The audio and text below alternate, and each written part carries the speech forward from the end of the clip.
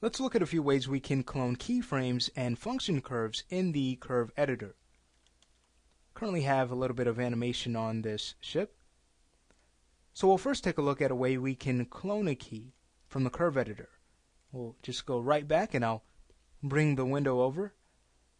Doesn't help if it's outside of our view. I'll go ahead and bring this right back in. Okay, great. So just taking a look at one of these keys, if we like to clone it, simply with it selected, hold down Shift and drag. And you'll see that we have now made a duplicate copy of this key. Now taking this route, we can in a sense just simply add keys this way because we're not constrained to just time. We can move around in value as well. If we like to just move in time, let's see if we just want to work on a key to add a hold. Well then instead, let's hold Control, Shift, and then drag from this key.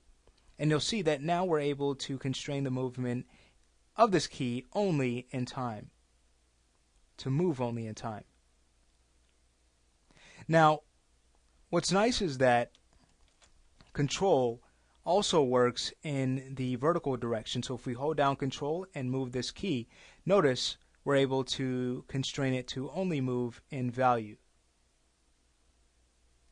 Alright, so we looked at how we can clone keys, but let's go ahead and learn how we can clone entire function curves. Now, a quick way, if I were to just minimize the curve editor, is to simply just duplicate the object that has already been selected, or already has been animated, rather. So if we were to hold down Shift, hold down the left mouse button, and drag from this ship, notice, I'll just go with the default settings here using copy. Notice because we have cloned from an object that has already been animated, if we were to hit play, both share the same animation. But that's taking an easy way out. And actually there's nothing wrong with this here. But really quick, if we wanted to just remove all of the animation from this ship and look at another way we can copy and paste our function curves, to quickly remove the animation from this object, we can actually go to the Animate Quad menu, holding down Alt and clicking the right mouse button. Okay. We can do several things from here. We could even get to our dope sheet and curve editor, but I'm going to go ahead and choose Delete Selected Animation. And notice there's no more animation on this ship.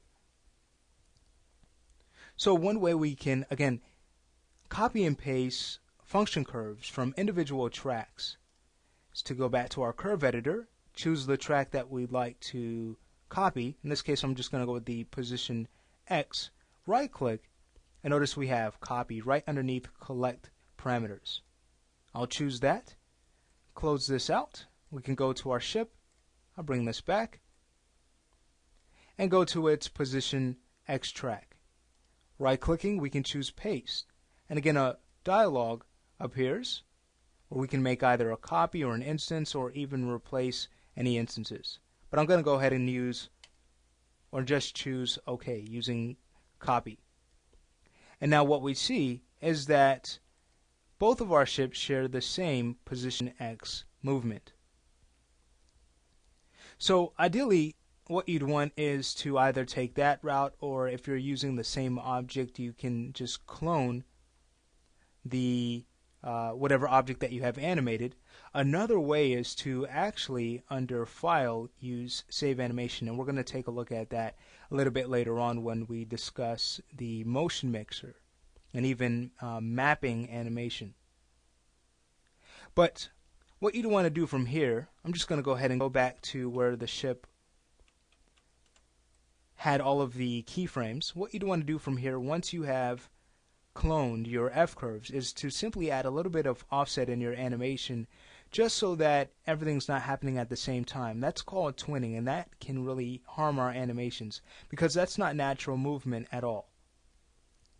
So if we were to right click on this object, go back to the curve editor, one quick way we can add offsets is to actually use simple expressions in our value field for our key stats. So let's say if we wanted to spread our keys so that they were just 5 frames off from the original length. We can go to our field here and type in N plus 5. When we hit enter, notice we have increased the value. Now, undoing that, being that we've just edited the value here, we'd actually want to edit the time. So again, we could use the same expression, n plus 5, and now notice each key moves 5 frames off. So if we were to close this out and hit play, we should notice a delay in our animation. And now, notice how much natural that looks. Much more appealing to the eye because it's more believable.